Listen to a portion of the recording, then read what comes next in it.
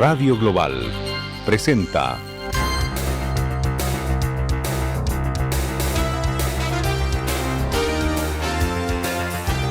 Por Siempre Sucre.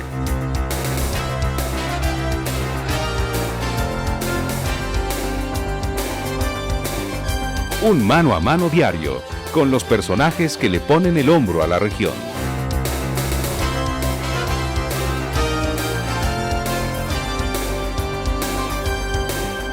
Por Siempre Sucre, con el sello inconfundible de Radio Global.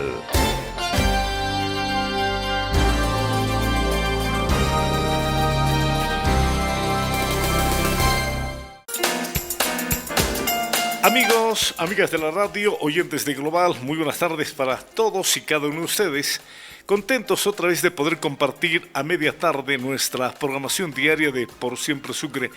En lo posible, ¿no? Tratando de compartir micrófono con gente que desde su cotidianidad, desde su actividad, desde su reto diario, naturalmente le ponga el hombro a la ciudad de Sucre y le ponga el hombro al departamento. Hoy tengo el gusto de saludar a un distinguido amigo, una distinguida personalidad en el medio profesional universitario, en sus tiempos también de adolescencia y de juventud, vinculado a temas de la comunicación, y hoy apasionado de una actividad realmente interesante como es el arte audiovisual, puede ser la cinematografía, ¿no? De por medio está un proyecto bastante interesante que fue ganando espacio prácticamente en la ciudad, en el país y naturalmente en eventos de carácter internacional. Pucañahui. Vamos a hablar, seguramente la gente dirá, bueno, ya mencionó Pucañahui don Fabio, y él tiene como invitado especial a Humberto Mancilla. ¿Cómo está, Humberto? Qué gusto tenerlo aquí en Global. Buenas tardes, bienvenido. Oiga, un gusto de tenerlo después de mucho tiempo aquí en la radio. Querido Fabio, un cordial saludo. Bueno, me siento muy honrado de estar en tu medio de comunicación. Nos conocemos desde no sé cuándo, pero sé que cuando hacía radio en aquellas épocas de 1980 en Radio Loyola, donde ha sido mi escuela prácticamente de comunicación, ya te veía en estas lides de la comunicación. Te he seguido en muchas ocasiones, he visto todas las habilidades que tienes en el campo de la transmisión, y bueno, es para mí realmente un orgullo estar aquí, y bueno, esta vez como entrevistado tuyo, ¿no? ¿Todo bien, querido Humberto? Sí, bueno, en los últimos 5 años he estado todavía superando unos temas familiares, pero en estos últimos 20 años hemos construido algo que no esperábamos. Nos hemos dedicado prácticamente a una actividad atípica en nuestro medio. Atípica de verdad, ¿no? Sí, hemos comenzado haciendo el primer centro de gestión cultural. Uh-huh. Este centro de gestión cultural que entonces estaba como prefecto don Mario Ramírez, el ingeniero Mario Ramírez del proyecto ICLA, y bueno, cuando tramitamos nuestra personalidad jurídica, él nos preguntó, ¿qué es la gestión cultural? ¿Qué quieres hacer con esto? Y bueno, nosotros habíamos retornado en ese momento de España, nos habíamos puesto a estudiar una maestría en política y gestión cultural, que esto fue prácticamente algo que terminó siendo una beca de la UNESCO en la Universidad de Girona. Me puse a hacer un diplomado, luego la maestría, y que bueno, entendí que la mejor manera de impulsar la cultura era precisamente haciendo una especie de asociación civil, asociación cultural. Uh-huh. Y bueno, llegando de Europa en ese momento, lo que necesitaba era un respaldo jurídico. Bueno, y tuvimos que sacar una personalidad jurídica para emprender el proyecto de la Cineteca. Bueno, en esa época no era Cineteca, sino era el Festival Internacional de Cine de los Derechos Humanos. Perfecto. Muy bien, estamos empezando ya a desarrollar el temario, pero antes, por protocolo y para que la gente sepa con quién estamos conversando, la parte humana también es importante en una entrevista. Por protocolo, ¿quién es Humberto Mancilla? Bueno, Humberto Mancilla es el hijo de, por un lado, de un artesano, hoy es el Día de los Artesanos, de don Gregorio Mancilla, un sastre, y de doña Victoria Plaza, una ama de casa, trabajadora. Somos 5 hermanos. Tengo un hermano que trabaja en la universidad, otro es empresario, tengo un hermano que es ingeniero y tengo una hermana que es profesora de idiomas. Yo he estudiado en el Colegio Sagrado Corazón, luego en el Colegio Don Bosco, me he educado en la parte, si quieres, con la Iglesia Católica, y también he podido sacar mi bachillerato en el Colegio Jaime de Sudáñez. Parece que era un rebelde ya en esa época, por eso el Colegio Católico no me... Bueno, hicimos ya unos movimientos para la recuperación de la democracia, recuerdo, en el año 82. Y bueno, después busqué la forma de estudiar cine. Quería irme a la Unión Soviética, recuerdo, no tenía la posibilidad de estudiar cine en ese momento, entonces me metí a estudiar en la carrera de Derecho, ingresé a la Facultad de Derecho en el año 1984-85, y bueno, ya en los siguientes 4 años tuve la oportunidad de trabajar en un proyecto que se llama La Nación Clandestina con el maestro director de cine Jorge Sanginés, y luego, bueno, en el 89 estábamos ganando con esta película un premio en el Festival de San Sebastián, y cuando estaba ya egresando de la Facultad de Derecho el año 90, fui dirigente en la Facultad de Derecho. Esa oportunidad me dio en este caso, la ocasión para poder impulsar junto a al maestro Eliodoro Ayllón la fundación de la carrera de comunicación. Fui parte del cogobierno en la fundación de la carrera de comunicación.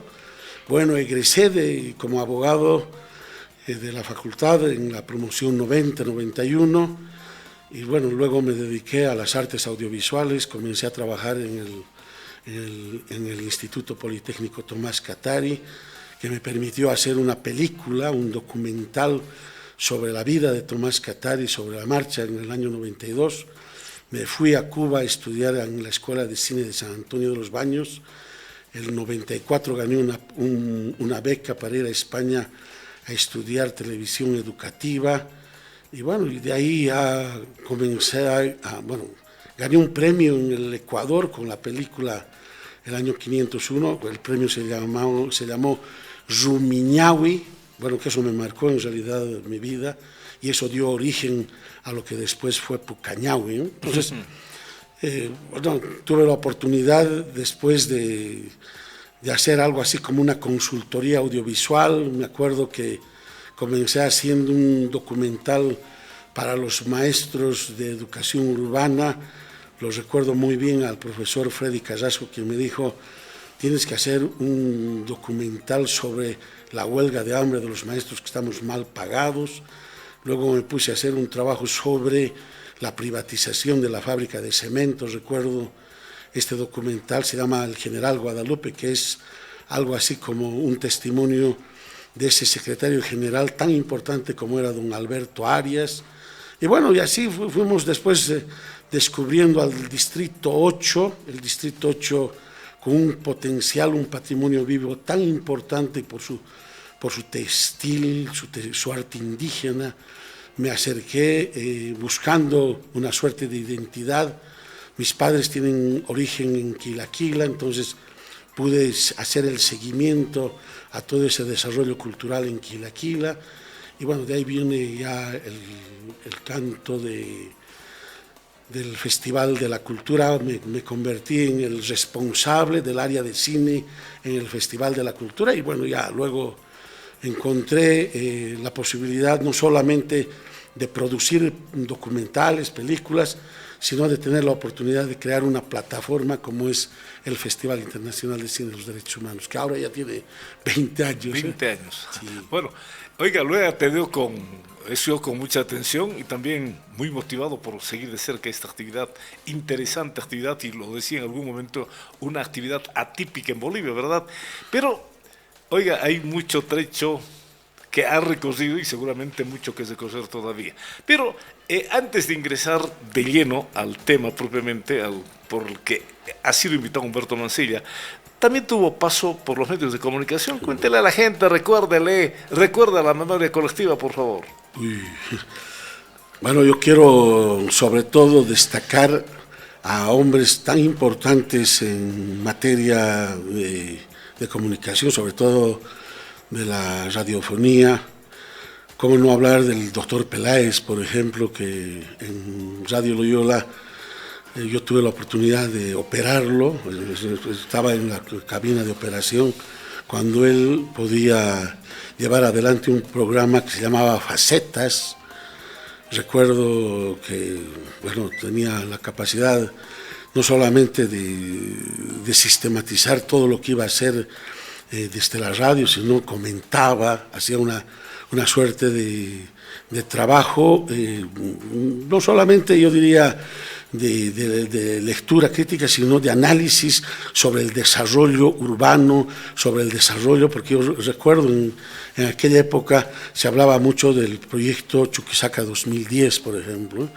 Ahí yo veo una faceta muy importante, cómo no recordar al doctor Gabriel Peláez, otro personaje que creo que también es alguien que ha marcado historia, es don Eber Baptista, alguien que nos termina infundiendo una enorme carga de identidad, no solamente boliviana. Recuerdo su programa Cantares Bolivianos en un horario tan especial como era a las 8 de la mañana, de 8 a 9 de la mañana. Él bueno, tenía todo un trabajo musical, tenía un contacto con los artistas.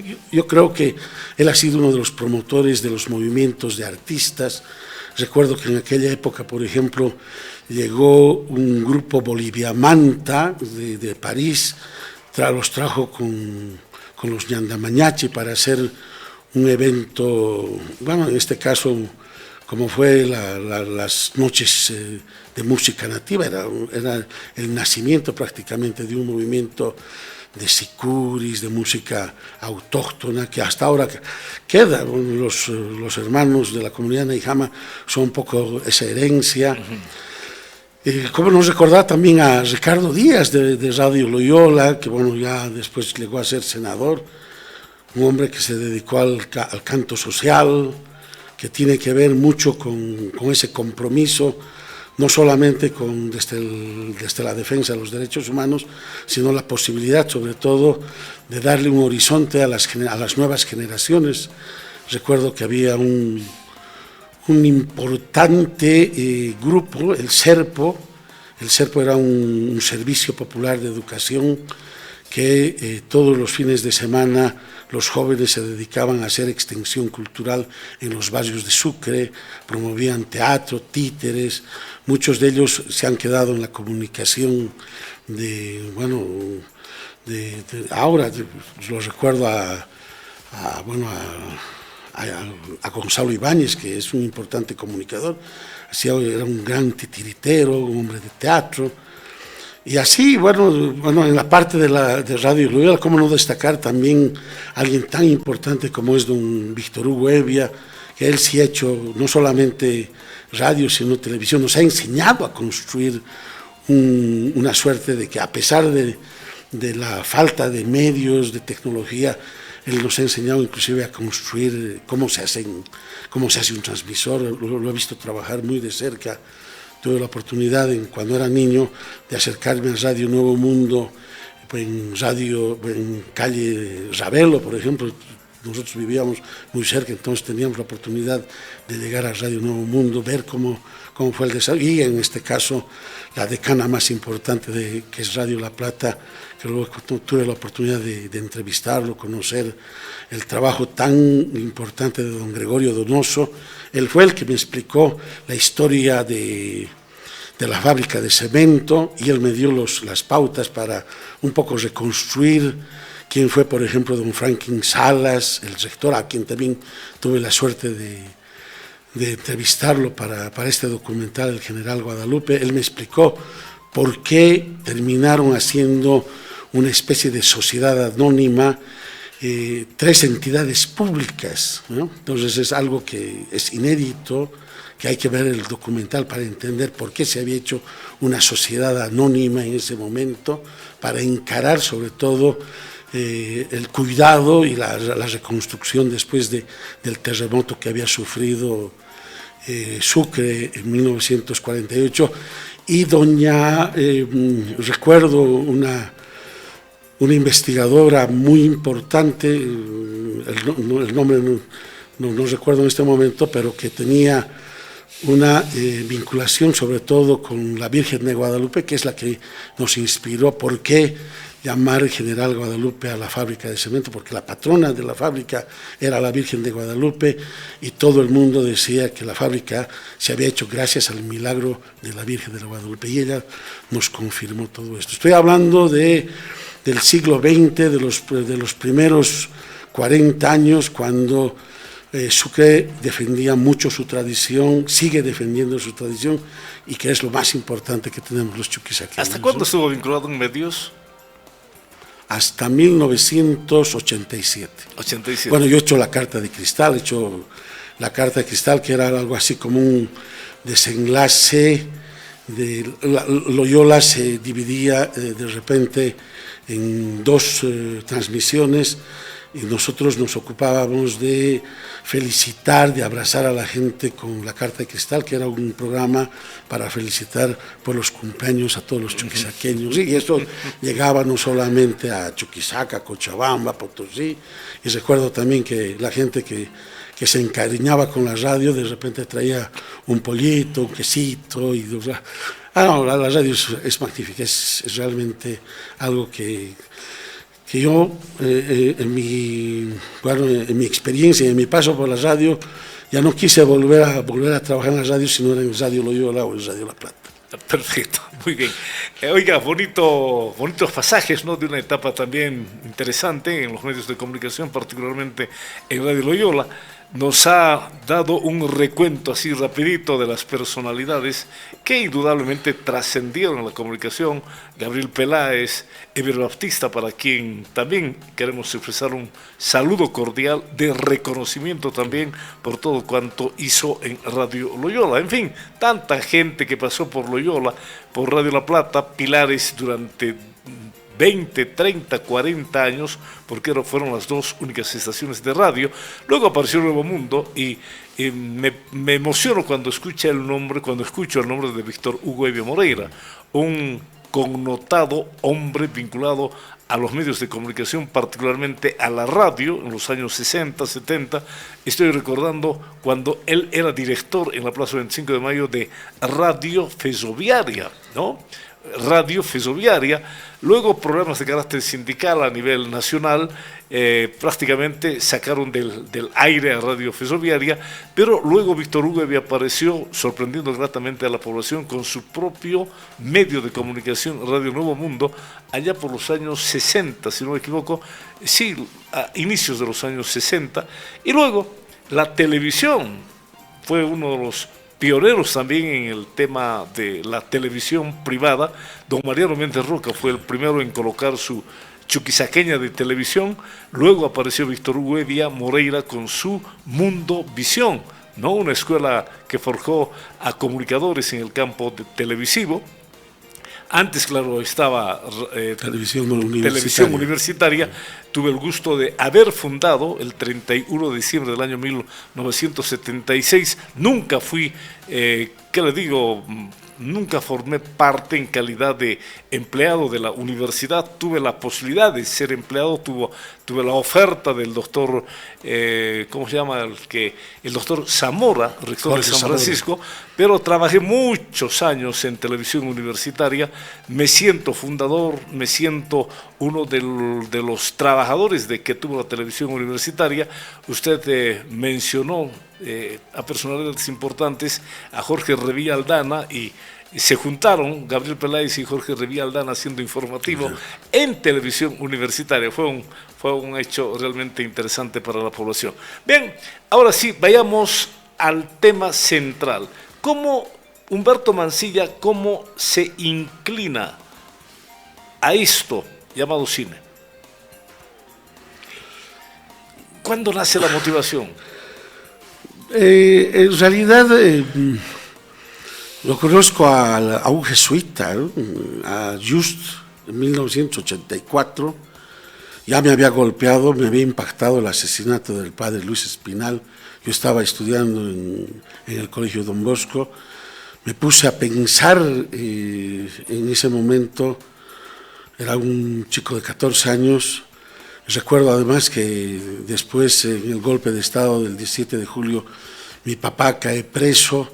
Entonces son dos momentos que necesitaba de alguna manera una explicación. Y el padre Ust, un jesuita, recuerdo que convoca a un taller de crítica cinematográfica para profesores, ahí en la Federación de Educación Urbana. Y bueno, yo llego ahí como un estudiante y le pido al padre que quiero participar de este curso, y me deja participar. El curso era para profesores. Ahí conozco a muchos profesores y yo creo que esa es la primera. Bueno, ya en los años 70 me gustaba ver mucho cine. Recuerdo cómo he estado participando de proyecciones con el padre Cabaná en el Cine Club del Colegio Sagrado Corazón, he estado en el Ebro. Recuerdo las proyecciones en el Teatro Gran Mariscal. Recuerdo inclusive cómo había que ir a ver cine y de luego salir ya prácticamente a la hora del toque de queda y todo el mundo tenía que correr a sus casas. Entonces, en esa suerte de educación cinematográfica he podido, digamos, tomar un poco de conciencia. Y si hubiera tenido la oportunidad en esa época, saliendo bachiller, y bueno, no tenía naturalmente un padrino del partido que pueda llevarme hasta la Unión Soviética para estudiar cine. Y yo creo que hubiera podido estudiar cine en ese momento, pero bueno, las condiciones no se dieron, estudié Derecho, y ya luego pude llegar a la Escuela de San Antonio de los Baños, y creo que eso me ha formado, no tanto como para hacer un cine de industria, sino hay un festival en Jibara, en La Habana, que se llama el Cine Pobre, el Festival de Cine Pobre. Yo aprendí de ellos y me di cuenta que lo que se hace en los países subdesarrollados, sobre todo, es un cine con pocos recursos, pero cuando hay talento, hay voluntad, se pueden hacer cosas maravillosas. Y eso es lo que un poco aprendí en esa época, y bueno, comenzamos a trabajar con los pocos medios.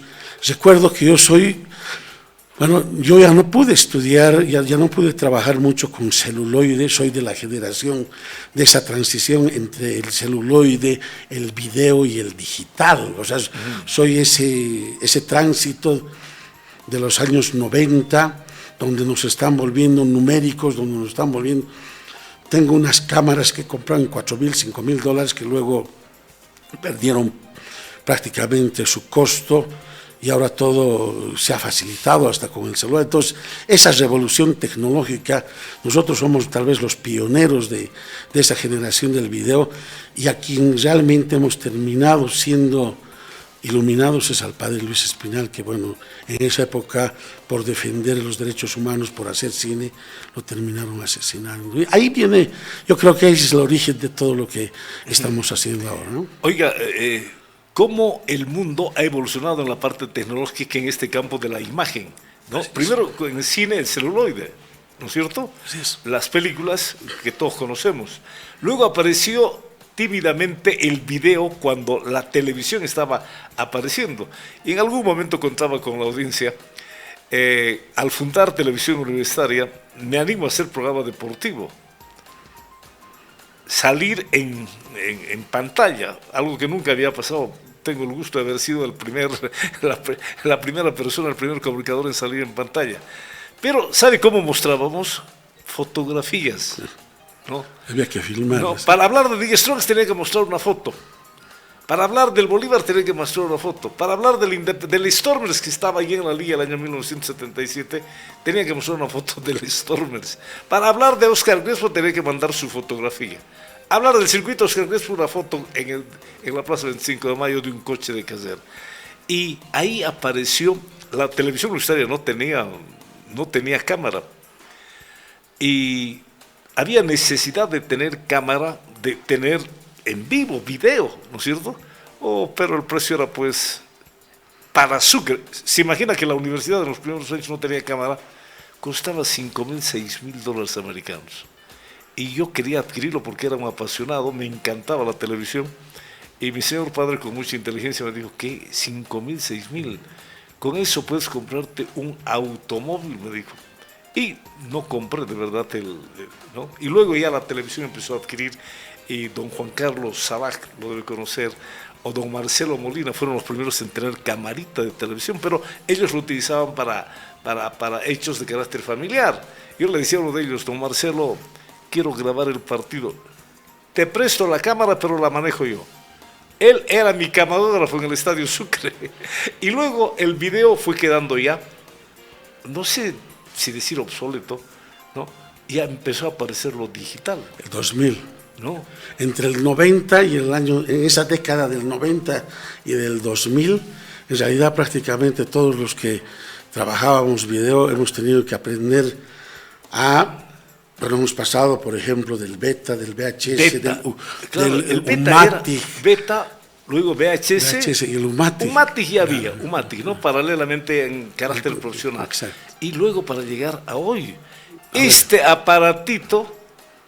Ahora es un disco, es una memoria que prácticamente tiene una capacidad de 2, 3, 10 horas con gigas y una alta calidad. Podemos transmitir acá 10 horas.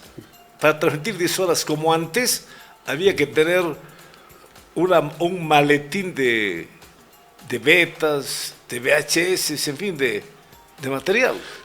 Una anécdota, querido Fabio. Yo llegué a trabajar en la Dirección Departamental de Educación en 1996-97. El profesor Carrasco me dice, Humberto, nosotros tenemos equipo de televisión, ¿por qué no vienes a ayudarnos? Con todo gusto, le digo. Sí. Además, en esa época se estaba promoviendo la reforma educativa, una reforma muy importante, se estaban llevando libros al campo. O sea, había un emprendimiento muy fuerte. Entonces yo llego a las oficinas y me encuentro con un equipo de televisión. Pero claro, yo me alegro que en un primer momento habían 2 cámaras, habían baterías, había una grabadora, ¿qué ha pasado? ¿Por qué recién aparece? Se pasó de moda. Eran equipos obsoletos que nadie los había utilizado. Y al final ya no lo utilizaron y con el correr del tiempo ya se convirtieron en obsoletos. Qué pena, de verdad. Bien, a ver, ¿cómo nace Pucañahui? Bueno, Pucañahui nace... A ver, para la gente, para quienes, los que sabemos, no quieren entender ni quieren hablar quechua, ¿qué significa Pucañahui? Bueno, el Pucañahui es el ojo rojo, ¿no? El ojo rojo. Bueno, es una inspiración. ¿Cómo nace? Bueno, es una inspiración que nace cuando estábamos filmando en Quilaquila la posesión de las autoridades originarias. Y claro, ellos me pidieron que filme. Y claro, un rato de esos desaparezco y alguien dice, ¿y dónde está el Pucañahui? Entonces, ¿y qué significaba el Pucañahui? La cámara se encendía cuando cuando estaba filmando, cuando estaba funcionando, entonces aparecía un foquito foquito rojo. Yo pensé que le decían a usted por los ojos. No, en realidad esto corresponde a los quilaquileños. Mire, a los... pero qué bonita definición.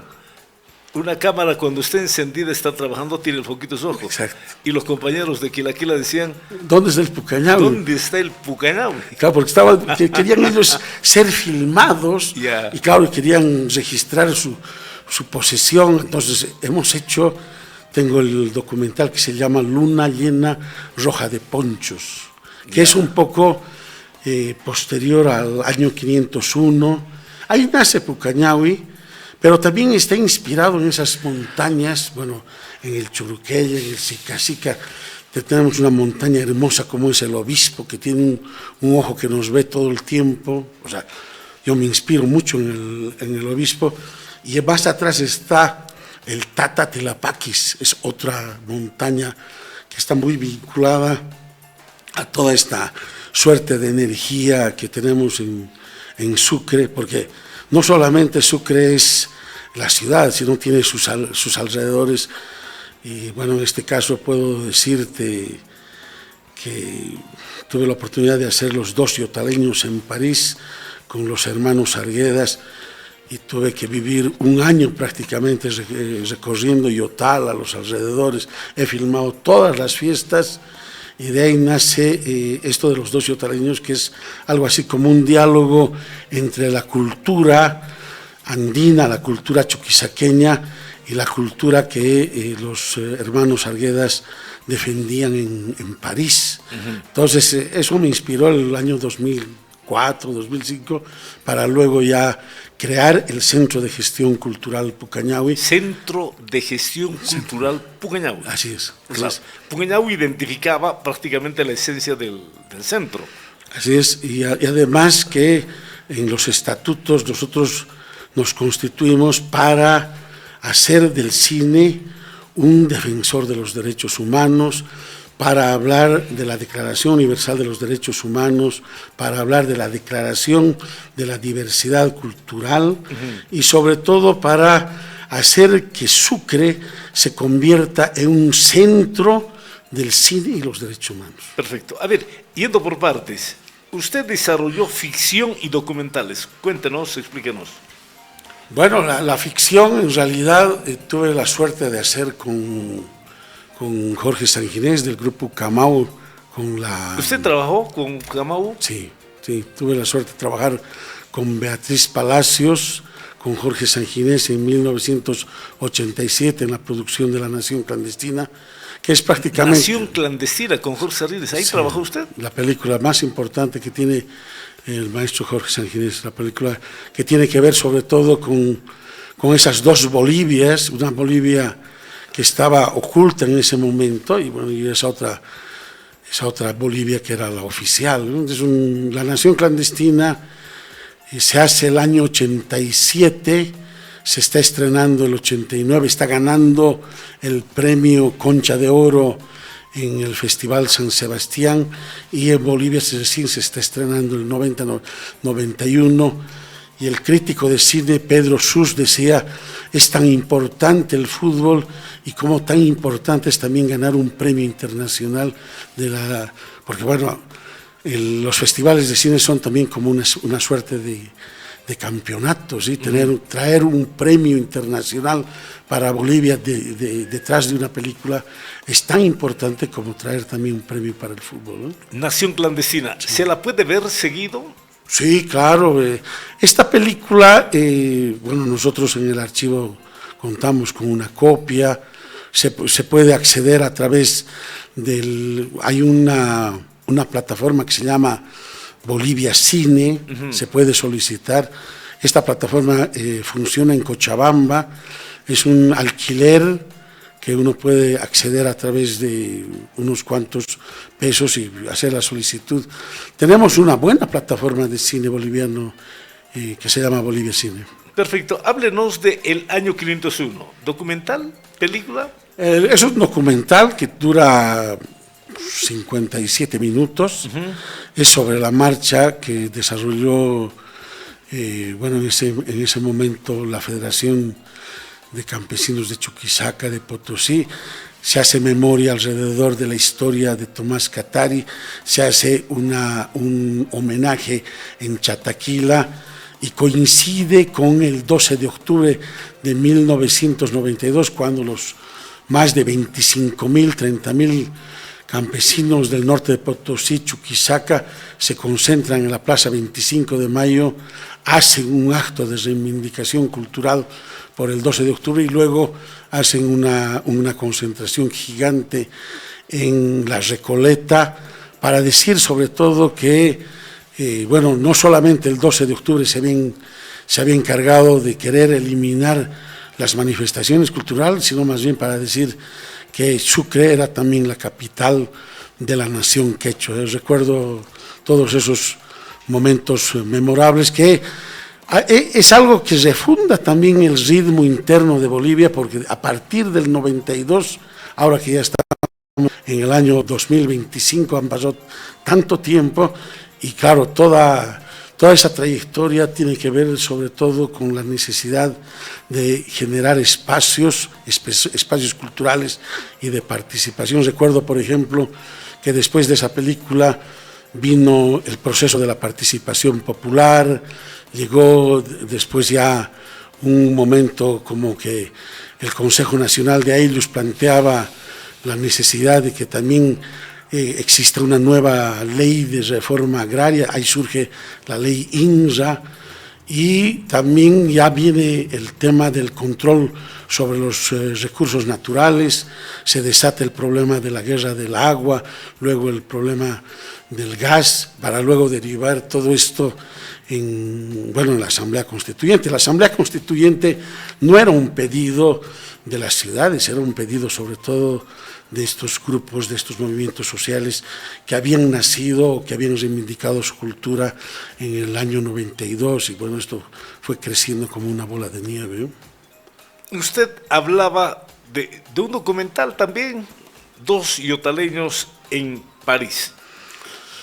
Bueno, ¿De qué se trata? Este es un documental que, bueno, me inspiro o me deja la huella Yotala, porque los hermanos Arguedas, dos migrantes que habían salido en los años 60, 70 a París, retornaron a Yotala para festejar a la mamá, para hacer que se encuentre la mamá con la tía Laura, la mamá chuquisaqueña, yotaleña, la tía Laura también yotaleña, el papá Aymara Arguedas.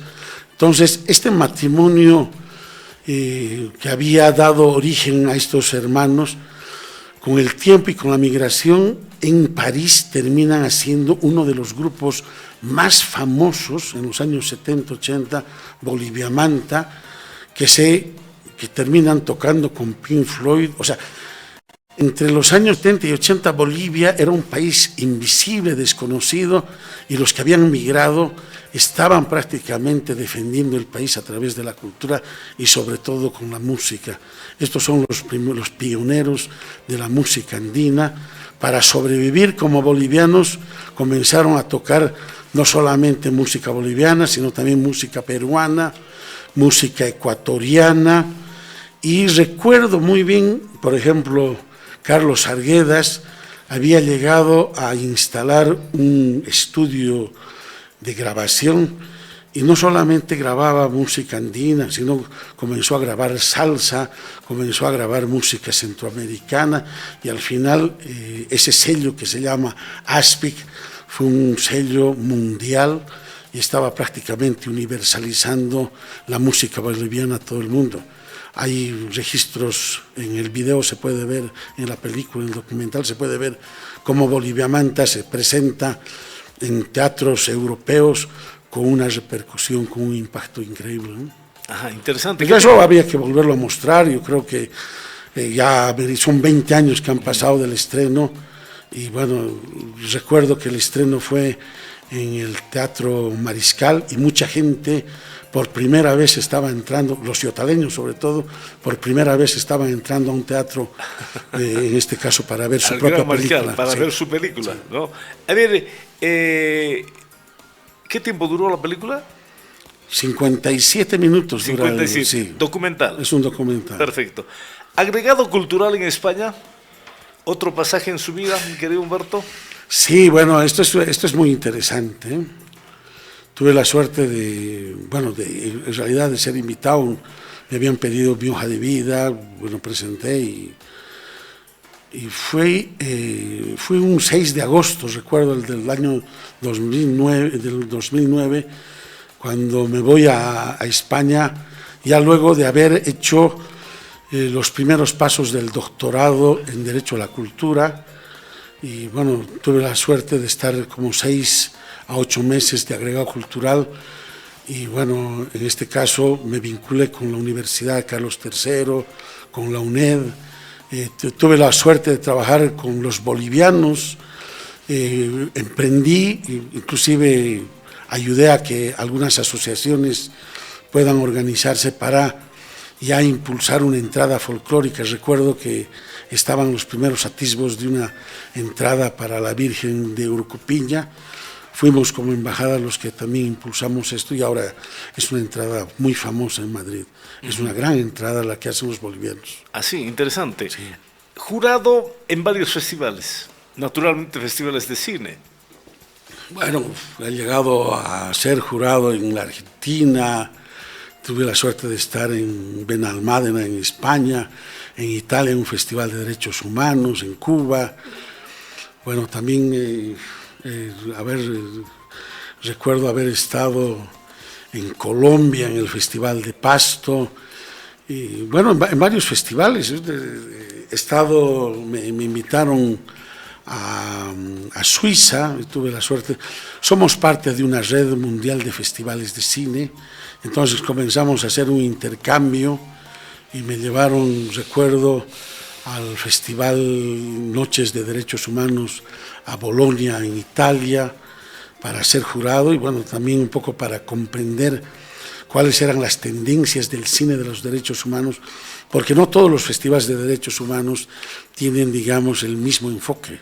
Por ejemplo, en la Argentina se ocupan más de trabajar el tema de la memoria, en Colombia se habla más del medio ambiente, en Cuba trabajan más la cultura, en España les interesa más Latinoamérica, y de toda esta sabiduría que está recorriendo el cine, porque el cine cada año produce alrededor de 5.000 películas o más. Entonces, de todo lo que se hace, los cines, en este caso los festivales, son los que filtran, qué sé yo, unas 200, 300 películas que siguen de alguna manera filtrando o mostrándose. Entonces, los festivales se han convertido en exhibidores de una distribución que es prácticamente censurada. No llega cine. Aquí nosotros seguimos controlados por una gran industria de distribución y que, bueno, por eso existimos, por eso tenemos la posibilidad de tener, bueno, estos festivales con una suerte de programación.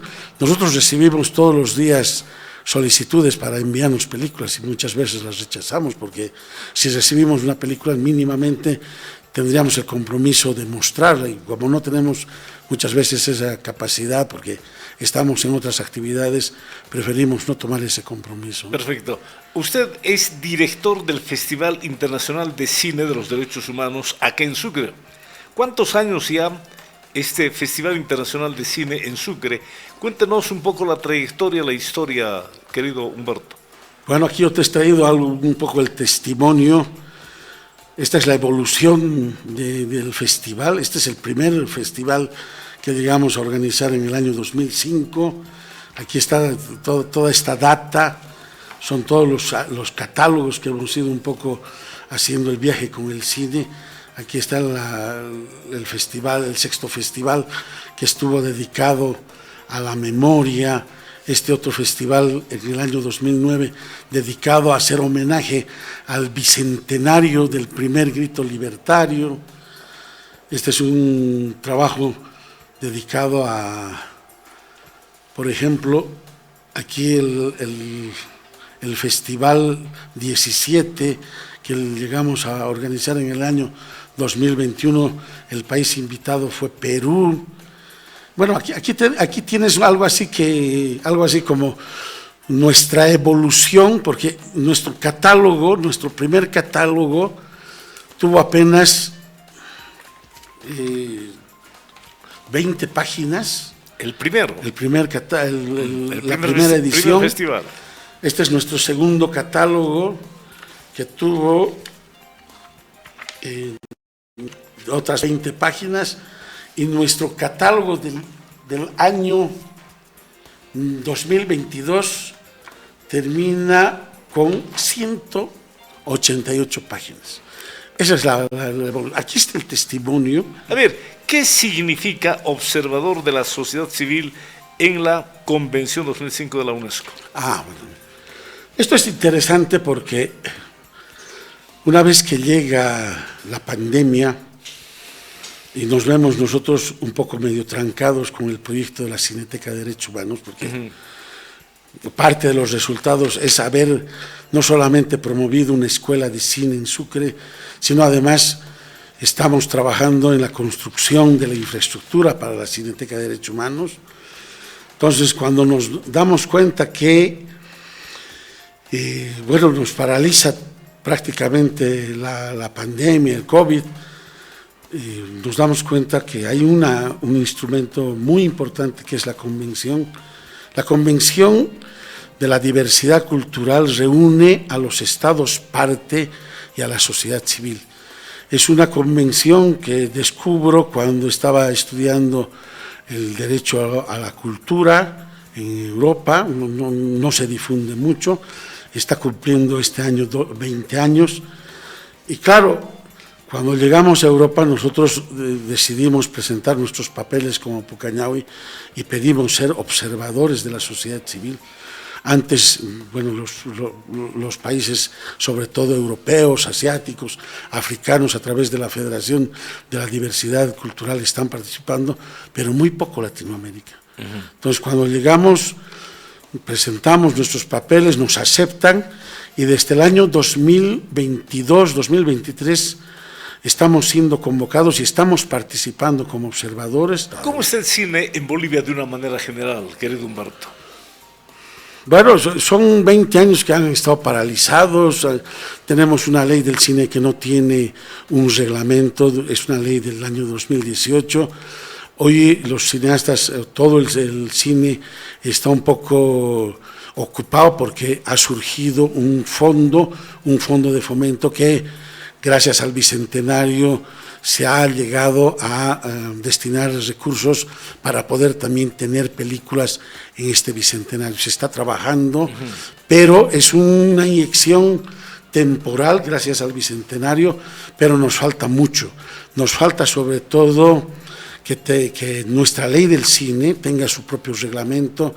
Nos falta que, en este caso, las entidades autónomas regionales, el caso de las gobernaciones, las alcaldías, puedan hacer sus propias comisiones fílmicas. O sea, yo creo que hay que confiar en el talento, en el cine, no solamente ver como algo que puede significar una pérdida, porque claro, cuando no hay industria es muy poco, no se puede garantizar trabajo, pero si tienes la posibilidad de llevar adelante, por ejemplo, en este caso, una producción, y que esa producción tenga un sostenimiento, por ejemplo, de $1 millón, pero para hacer una ficción, por decir, si hacemos una película de corte histórico y tenemos la posibilidad de concentrar en Bolivia y traer recursos, inyectar recursos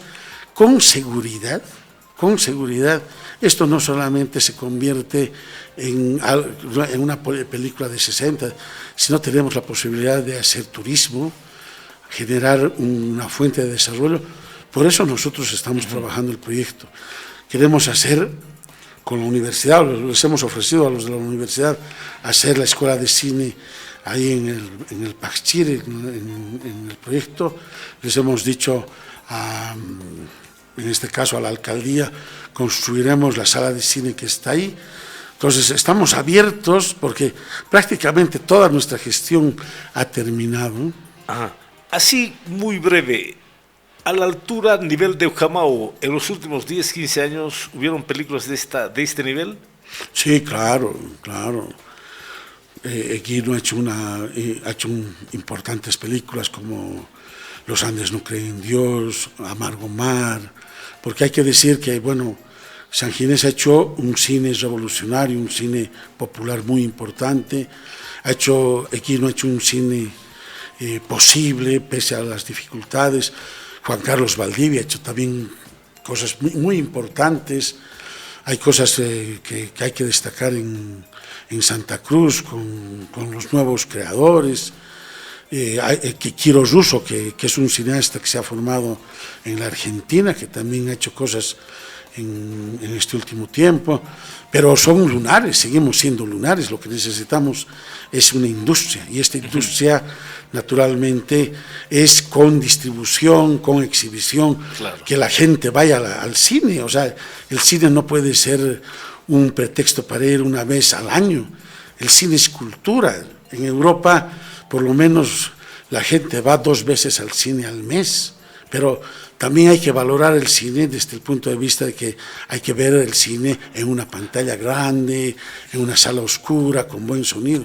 Y eso es lo que nosotros estamos haciendo, ¿no? ¿Hay esfuerzos, se realizan esfuerzos para hacer cine en Sucre, Humberto? Sí, por supuesto.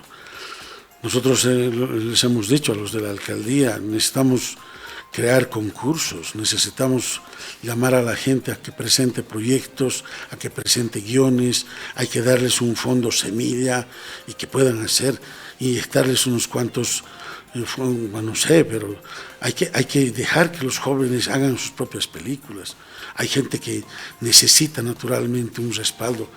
Si bien la tecnología está al alcance, pero no solamente con la tecnología se puede hacer cosas. La gente trabaja, pero trabaja también para comer, no solamente para poder producir. Yo creo que la cultura no solamente es para que personalmente uno asuma, porque cuando uno asume, muchas veces está esperando, por ejemplo, el apoyo del público mediante una entrada, y cuando uno va a impuestos internos, lo primero que hacen los del impuesto interno es que no entienden. No hay legislación para el fomento de la cultura de este impuesto internos. Piensan que la cultura también es un negocio, y no es un negocio. La cultura es cultura y es una industria para el espíritu. ¿En Sucre hay apoyo institucional, público, para hacer cine? ¿Esos esfuerzos individuales han sido recompensados por el apoyo público? No tenemos ningún fondo regional, no existe un fondo para la cultura, peor para el cine.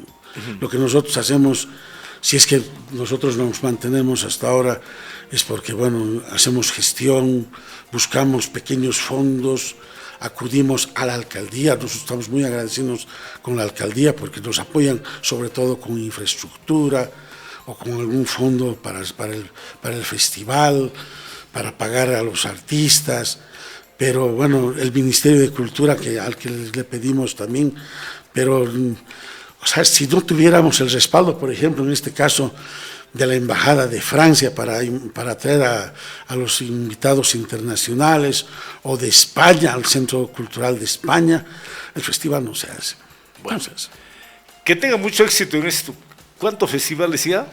20. 20 festivales acá en Sucre. Sí. ¿Alguna anécdota, algún recuerdo? Muchos.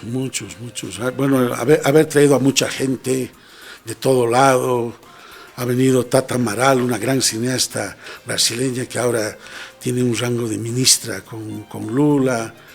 Hemos tenido la suerte de traerlo a un alemán, a Manfred Bosch, Humberto Ríos, un chuquisaqueño que nunca había llegado a Sucre después de 40 años. Lo hemos traído para fundar la Escuela de Cine Documental. Ha estado Guido, ha estado Paulo Agassi. Bueno, todo el cine boliviano está. ¿Se está renovando el cine boliviano? Usted habló Paulo Agassi, Javier Sanginés. Se está renovando, hay escuelas de cine Hay una escuela que se está formando en Santa Cruz, otra en Cochabamba. Hay jóvenes que están apostando por el cine. Qué bien, de verdad. Sí. Bien. Y otra cosa que hay que decirlo, ¿no? Nosotros hemos inspirado el Día del Cine Boliviano. En el segundo festival, hay en las proyecciones de la Facultad de Derecho, en el año 2006, la exministra de Justicia, Casimira Rodríguez, me pregunta y me dice: Humberto, ¿y el cine tiene día? Le digo: no tenemos día. Entonces, trabajaremos para que el cine tenga su día. Entonces, ese día fue un encargo para nosotros, nos pusimos a trabajar y al final, bueno, sugerimos que el Día del Cine Boliviano era cuando todavía Luis Espinal estaba con los ojos abiertos, y ese día era el 21 de marzo. Entonces, 21 de marzo, ¿no? Sí. El día, lamentablemente, de su brutal asesinato producto de la intolerancia de los gobiernos de facto, los gobiernos radicales, ¿no? Gobiernos militares. Bien, para César, como ciudadano sucrense, ¿cómo ve a la ciudad? Bueno, yo la quiero mucho a Sucre, la veo en realidad, bueno, soy muy optimista, quiero que sea mejor, hay que hacer una planificación mucho más interesante. Me parece que estamos demasiado concentrando las actividades en el centro cuando deberíamos ya desconcentrar las actividades. Veo un desarrollo potencial en el lado de la Jastambo, veo que el Distrito 5 tiene un potencial, entonces me da la impresión de lo que nos falta es una mayor planificación. Hay que desconcentrar, hay que llevar la cultura a los distritos, porque se trata sobre todo de nuestra identidad, y nuestra identidad no se puede destrozar. Nuestra identidad hay que cuidarla. Nuestra identidad chuquisaqueña tiene una riqueza tan importante porque es nuestra evolución. Somos herencia de algo que es fundamental, de ese choque de culturas, de esa españolización, de ese afrancesamiento, pero esa riqueza es Sucre, ¿no?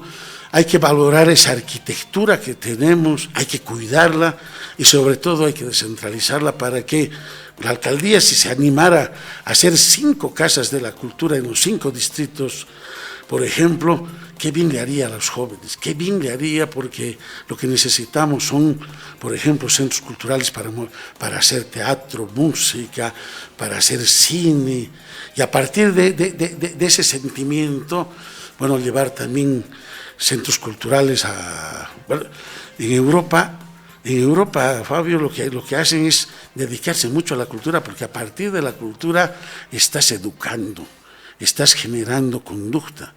Y bueno, y eso también genera relaciones humanas, ¿no? Genera cultura de paz, respeto al otro y diálogo intercultural. Genera identidad. Identidad. Perfecto.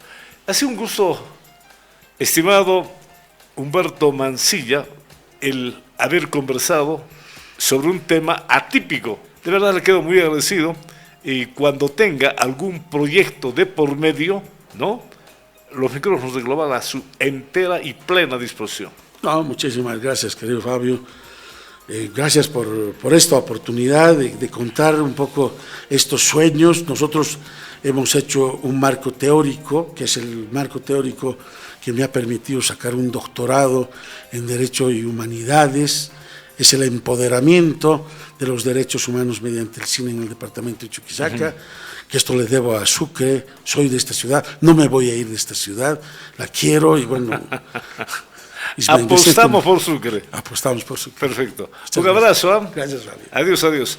Amigos y amigas de la radio, si Dios lo permite, mañana tendremos el gusto de poder compartir otro por Siempre Sucre.